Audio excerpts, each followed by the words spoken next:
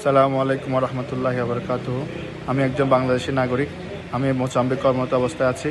আমি এই দেশের কিছু বর্তমান পরিস্থিতি নিয়ে কথা বলতে চাই। আমি বর্তমান পরিস্থিতি এখানে খুবই খারাপ। কারণ হচ্ছে এদেশের জাতীয় নির্বাচন হয়েছে নভেম্বরের 9 তারিখ, রেজাল্ট দেওয়া হয় ডিসেম্বরের 23 তারিখ। গতকালকে নির্বাচনের রেজাল্ট দেওয়া হয়। নির্বাচনের রেজাল্টের পর থেকে বাংলাদেশে এখানে যারা বাংলাদেশি ভাই ব্রাদার আমরা আছি, আমাদের যারা ব্যবসা বাণিজ্য এখানে আমরা কর্মরত অবস্থায় আছি, আমাদের সব ব্যবসা বাণিজ্য দেশে কালোরা লুটপাট করে নিয়ে যাচ্ছে, দোকানপাট জ্বালিয়ে দিচ্ছে, এখানের ব্যাংক অফিস আদালত সব কিছু জ্বালিয়ে দিচ্ছে। আমরা বর্তমানে বাঙালি ভাইয়েরা শত শত বাঙালি ভাই ব্যবসা প্রতিষ্ঠান ওরা নিয়ে যাচ্ছে, এখানে ওরা মালপত্র নিয়ে যাওয়ার পর দোকান আগুন ধরিয়ে দিচ্ছে। আমরা এখানে বর্তমানে বেশি পরিস্থিতি ভয়াবহ।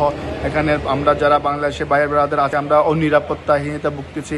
আমি বিশেষ করে দৃষ্টি আকর্ষণ করতেছি আমাদের বাংলাদেশ সরকার ডক্টর মোহাম্মদ ইউনূস স্যারের প্রতি, ডক্টর মোহাম্মদ আসিফ নজরুল স্যার আর যারা উপদেষ্টা মহোদয়গণ আছেন, আমাদের বাংলাদেশের ভাই আমরা যারা আছে আমাদের নিরাপত্তার ব্যবস্থা করেন।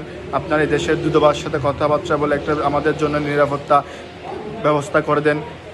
আমরা খুবই আমাদের অবস্থা খুবই ভয়াবহ। আমাদের জীবন বিপন্ন। আমরা জীবন নিয়ে আমরা খুবই মর্মাহত।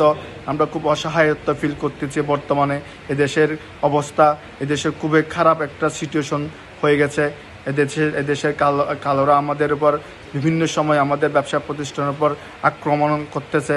এবার দেশের পরিস্থিতি অনেক খারাপ। আমাদের বাংলাদেশ সরকারের প্রতি আমরা আমাদের উপদেষ্টা মহোদয়ের প্রতি আমরা দৃষ্টি আকর্ষণ করতেছি।